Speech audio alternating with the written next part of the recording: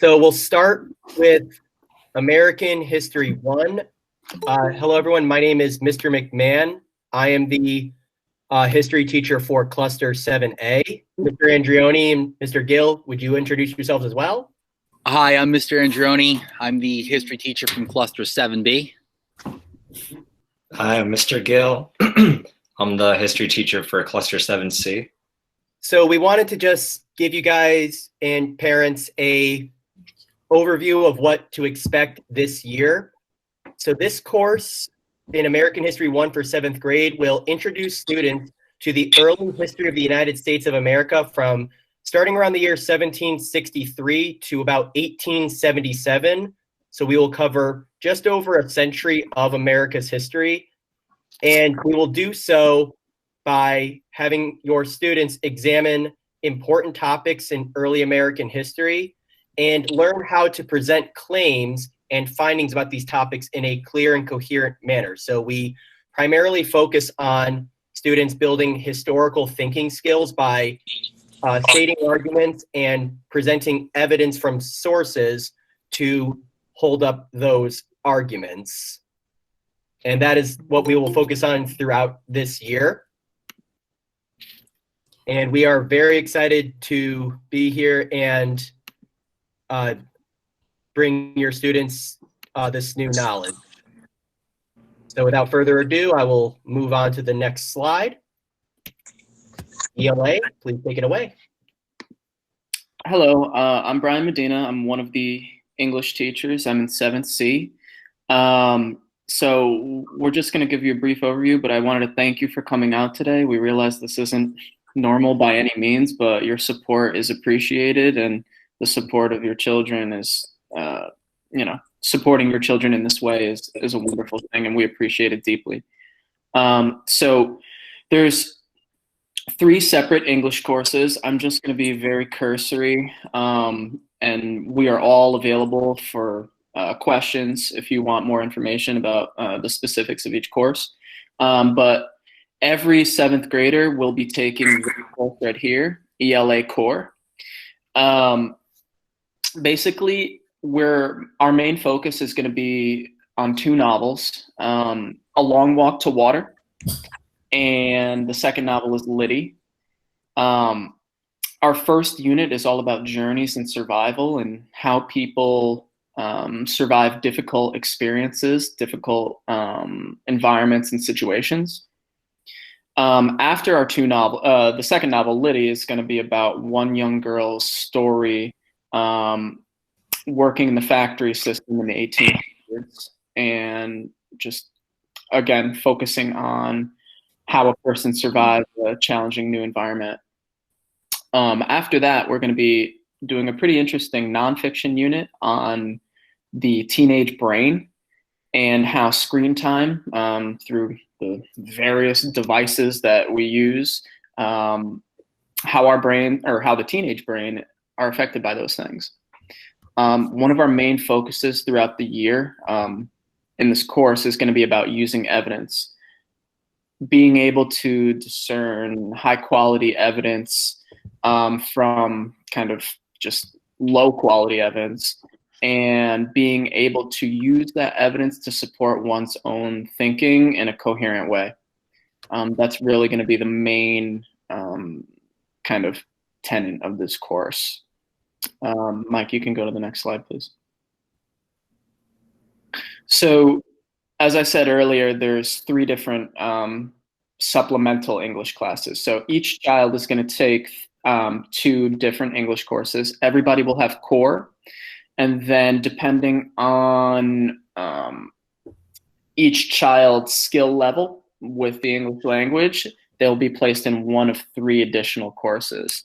The 2 that you're seeing right here are what we call intervention. Intervention meaning to address certain issues before they become larger problems, to try and close the gaps that students may have in their English skills before they become bigger issues. So the first of these is Literacy Boost. It's a teacher-directed literacy course designed for students with foundational literacy needs. they're going to be working on word structure, different word parts, practicing speaking clearly and fluidly. There will be a number of different reading fluency assessments throughout the year. So they're going to be working on speed, pronunciation, and word part identification. So this is kind of like our most intensive basic level boot camp, essentially. The next course after that is for students who have a little bit more experience, a little bit more proficiency with English.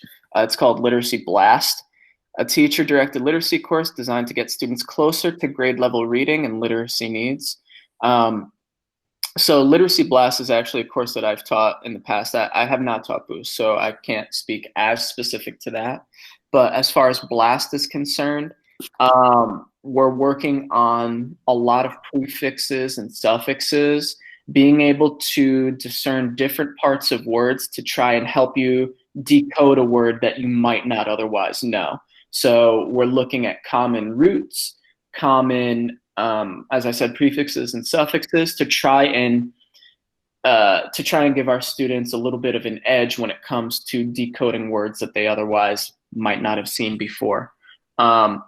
There's a strong focus on reading. They will be doing reading circles or lit circles, as we call them, where a bunch of 3, 4 or so kids will all be working with the same novel and practicing their reading and oral skills. You can go to the next slide. So the third course is called Literacy Workshop. So this is the second English course that your child will take if it's been determined that an intervention class is not needed. So think of this as just your regular general population secondary English class. It's a language arts class that will strengthen students' writing and reading skills through a number of different genres and types of writing.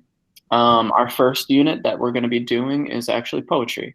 But again, it's additional practice with reading and writing.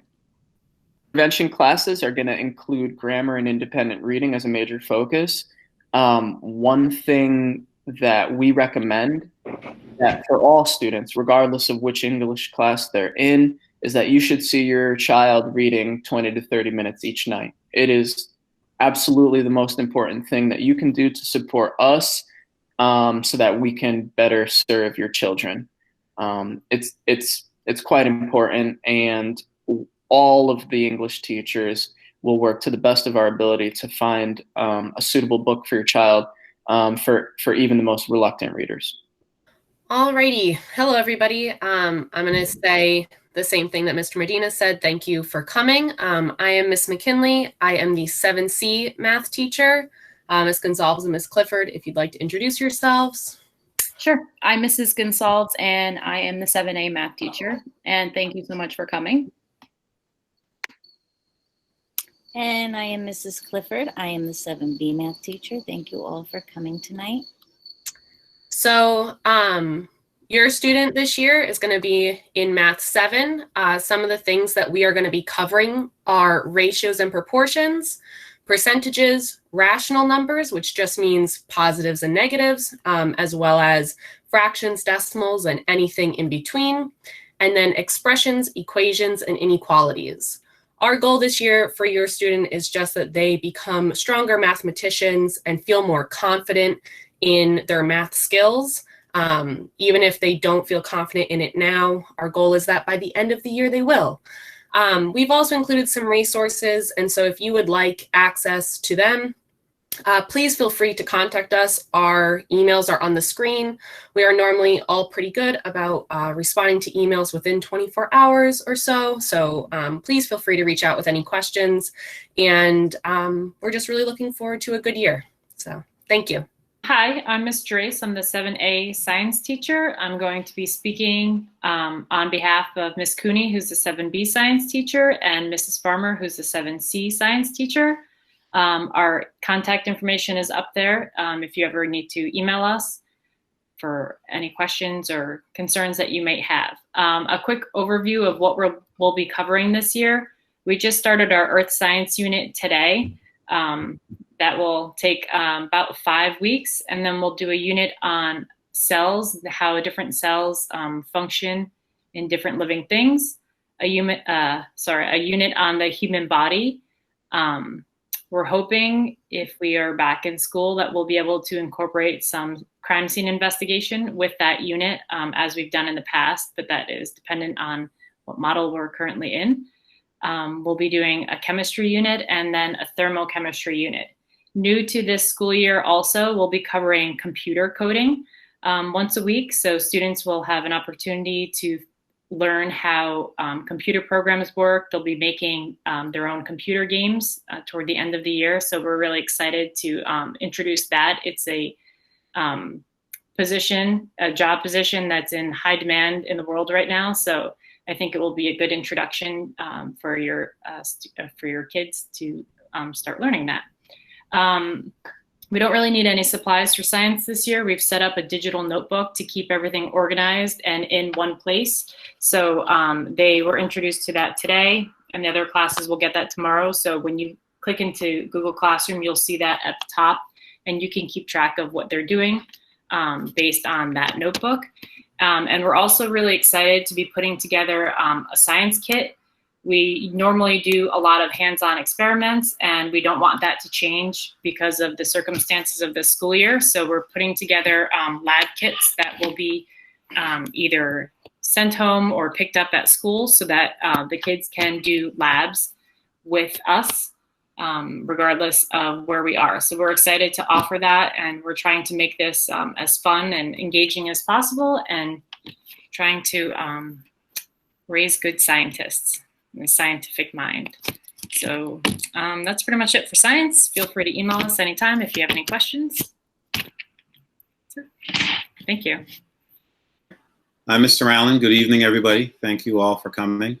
I'm the math numeracy teacher. I also teach Math 180, which is to our 6th graders.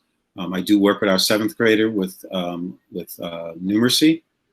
It is a trimester course, so kids are selected based on some information that's been provided from previous testing and then from teacher recommendation.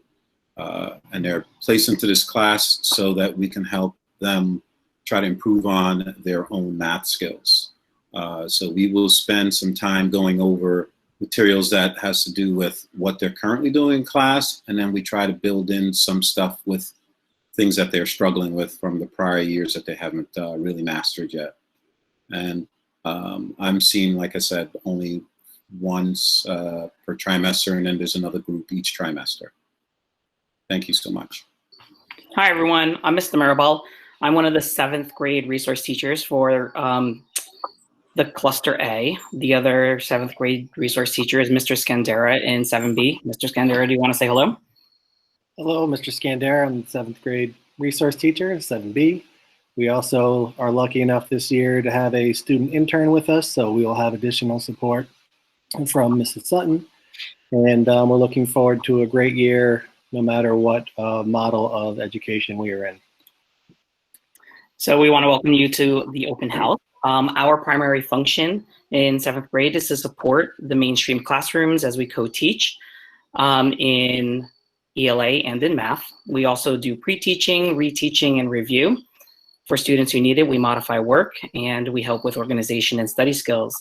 We also help with self-advocacy in the classroom. Individualized instruction is based on goals and objectives for each student. Primarily, we are there to help students who have IEP goals. Sorry about that. My daughter is really excited. So our primary function is to help students with IEP goals and objectives. But as co-teachers in the classroom, we also serve as a second teacher. So we're there to help students with small group instruction and to reinforce skills that are being learned in, like I said, ELA and math. Thanks for coming. Hello, I'm Mrs. Olivier. I'm part of the ESL team for 7th grade. And my friend, Miss Solovieva, is another teacher. Would you like to say hi, Miss Solovieva? Hi, Mrs. Solovieva.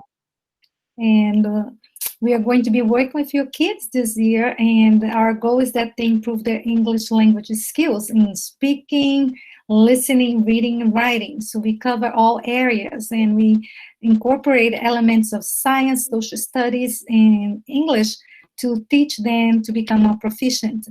We have contact numbers that you can use. Our emails are there, and you can also communicate with us through emails and any language, and we'll try our best to talk to you and communicate with you. So feel free to contact us, and we'll be glad to help you and your child so we can have a great year. So thank you very much. Gracias. Muito obrigada. And we hope that we have a great year. Thank you.